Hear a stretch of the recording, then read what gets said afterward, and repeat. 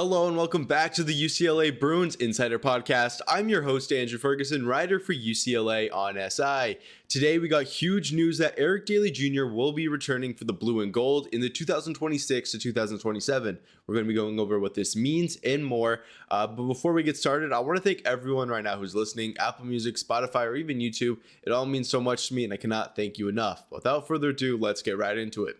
So again, just to kind of recap what UCLA has kind of done this offseason, we were able to get news that Xavier Booker, Eric Freeney, and Brandon Williams will be returning for UCLA. That news was announced yesterday, April 1st. So again, huge additions for the Bruins. We already know how important it is to kind of build that team as the transfer portal begins to open. You want to definitely catch the eyes of some of these recruits and potential transfers. If you're looking at a team that lost all of its players, you are more likely to go to a team that is more stable. And I felt like those three additions or re-signings definitely help this cause. I really like these moves. Obviously, we talked about in the last episode how each player kind of, represents something different about UCLA. It makes the Bruins a more dynamic team.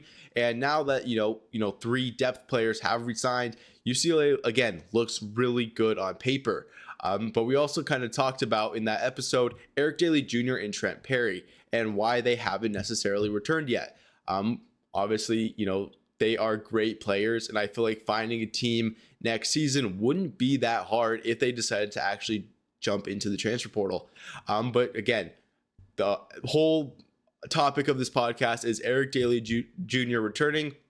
And this is massive news for the Bruins. If you're a Bruins fan, again, you just have to look at this news and smile. We talked about how important it was to kind of keep that core together, right? You want Eric Dailey Jr., Trent Perry, and Xavier Booker on your team next season because it's going to be easier to fill in those gaps and actually understand what UCLA needs to work on. We know that they need another point guard or a guard in general who's going to be able to complement Perry well. Maybe another forward, potentially more defensive minded. We don't need a Tyler Bilodeau type of player because I feel like Eric Dailey Jr. himself will be able to fill that role well. It's also important to note that with Xavier Booker now on the team, I think UCLA can get, a little crazy with what they want to do at the center position. They probably will bring in, a 7-foot plus guy who's going to be able to man the defensive end of the court. Well, Booker will have more autonomy, being that guy outside the arc. We know how many times he was out of position, and that is just natural instinct. So again, not too worried about that. But I think next year, like I said, those three players, the outline of what a good, successful UCLA team is now in place. And I love every single move UCLA has made this season. Obviously Joe Philon, Javonte Floyd, also huge picks for UCLA. And again, like I said, we got that depth players and you got those recruits coming in. UCLA's depth already looks pretty good. But now it's time to just focus all your attention on the transfer portal and players who will make that impact day one. And I honestly think that's the move that UCLA will do.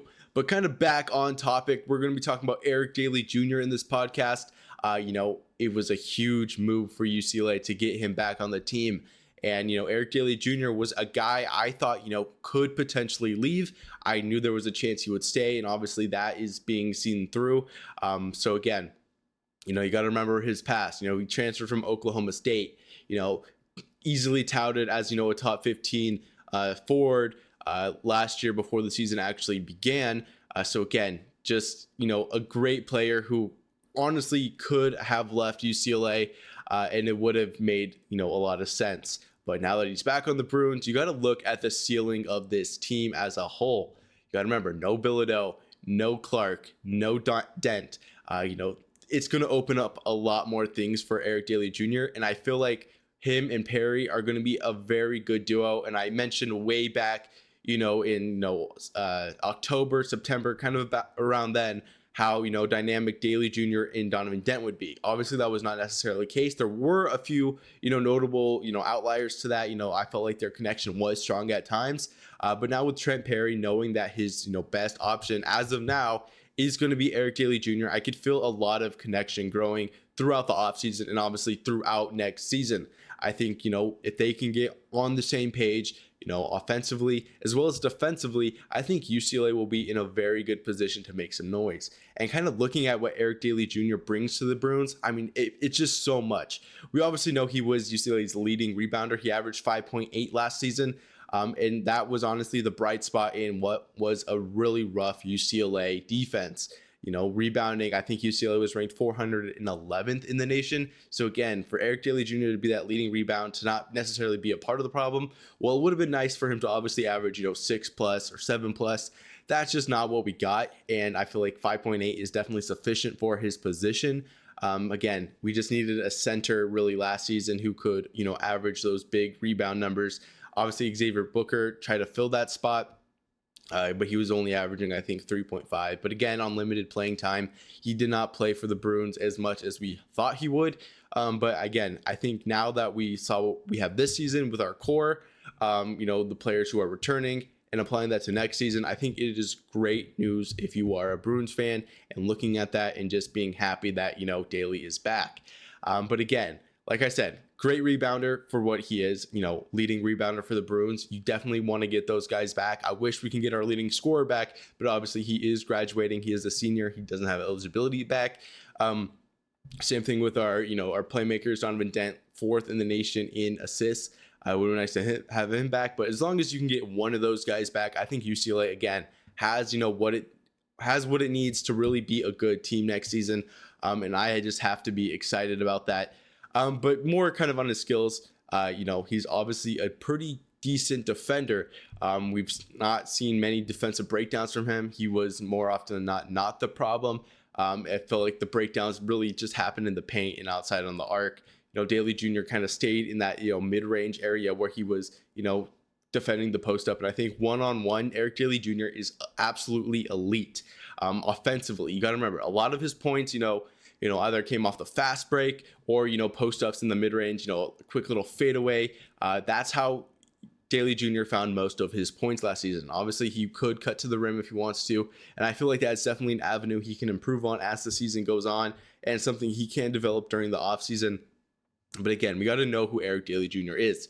Every single, Mick Cronin conversation about Eric Dailey Jr. was that he is one of the most hardworking players on UCLA. He's always fighting in practice, even though sometimes the result wasn't always the best. He always, kept his head up, and he was a significant leader in that Bruins locker room.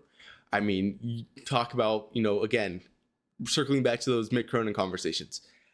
Eric Dailey Jr. is a proven leader. He holds his teammates accountable, and he has what it takes to be a Bruin. I think he fits Mick Cronin's system perfectly because of how hardworking he is and his ability to, chew out his teammates when things go wrong.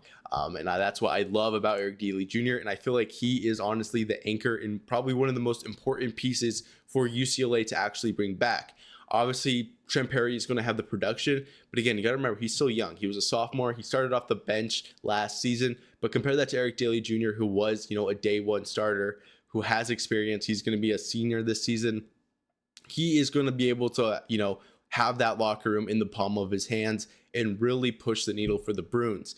This might be, a blessing and a curse for Dailey, obviously having all that pressure on him to be that leader for, some of these younger guys coming in, Javonte Floyd, Joe Philon. Players like that are going to look up to Dailey, as they have, similar physicals. They're going to play similar positions to Dailey.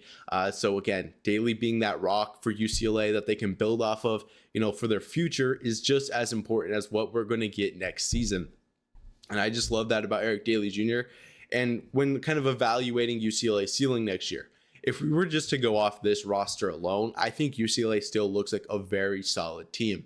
We know Mick Cronin's a good coach, and he can make magic out of nothing sometimes. So again, you got to remember, when we're looking at what a lineup would look like for UCLA next season, Perry at the point, and then you have Freeney at shooting guard, Dailey at small forward, Booker at maybe power forward. But I think that would, if there were no moves for UCLA this offseason, I think it would go to Brandon Williams. We know how strong he is in the paint. Again, just a huge pickup for the Bruins, but that's getting off topic. But then obviously Xavier Booker at that center position. I feel like, again, that roster alone with what we've seen from last season, I think it really gives us a chance to make actually a deeper push than we had last season. And I know that is a hot take. Like, what am I saying? We just lost two of our, most impactful seniors. How could this team potentially, take UCLA to the next level? But when you look at what UCLA struggled with last season, it was defense, it was rebounding. And I feel like if you give this team or lineup an opportunity to really grow throughout the season, it's going to look good. We know how good Brandon Williams is on defense. Xavier Booker, there's some questions surrounding his, ability, but he definitely has improved. I mean, we saw his tournament run. For example, UCF, 4 blocks, 8 rebounds. I think he had like double-digit points as well. Just an absolute great player. He's really starting to become, overall as a great player for UCLA. He's not good at just one skill, but I think he is developing well. I think that team actually does make a very deep run. Again, sounds crazy, but there is definitely talent to be had with this team, and I just love everything that the Bruins have put together. And I just think development is key when you're kind of discussing UCLA's season next year. Obviously, Eric Freeney is still young. He played most of his season on the bench. I don't even think he averaged double-digit minutes last season. He's just going to keep developing, and obviously we saw flashes. Same thing with Brandon Williams, still developing, didn't really get much playing time. But when he did, I thought he was one of UCLA's most impactful players when he was on the court. Because again, his defense was great. But not only that, his offense of being able to score underneath the basket while drawing contact was just as important for the Bruins. And again, you got to look at that and just think, wow, UCLA has something here. And they, having Eric Dailey Jr. back is going to be huge for the Bruins. Now, kind of on the topic of Trent Perry, obviously UCLA's 4 scholarship players returning, and Trent Perry has kind of been radio silent. Again, I feel like this Dailey Jr. move directly correlates to what UCLA ceiling could be with Trent Perry, right? I think, Trent Perry sees that, all of his, teammates are returning. There's obviously something here. Maybe not look at, other options that surround UCLA. Again, it's just, I keep re-emphasizing this, but having a team that's solid on paper is definitely going to influence, transfers, players like Perry who are potentially leaving. Things like that are very important to take into account, especially in the portal because of how sensitive it is. If you're a, 4-star transfer and you're kind of weighing your options, you see a UCLA team without its star players, or, an Arizona team with, just coming off of a Final Four run, definitely needs your skill set to, go all the way. That's probably the team you're going to go to. You're going to want to play for Arizona. You're going to want to play for the better team. But I think, again, with, Eric Dailey Jr. back, I think that problem kind of starts to soften. Obviously, there is, a margin of success between the teams. But anyways, I think Eric Dailey Jr. could be that piece for UCLA to really go out into the transfer portal and make a lot of moves. I love this move. I'm excited about it. But again, that's all I really have for you guys today. I hope you guys enjoyed this podcast. Big things are happening in Westwood. I believe April 5th is when the transfer portal opens, and that's when teams can start getting players. So it's definitely going to be important to keep an eye out on that if you are covering and looking at UCLA Bruins. But again, thank you so much for listening. And I just cannot thank you enough. And as always, fours up and have a good day.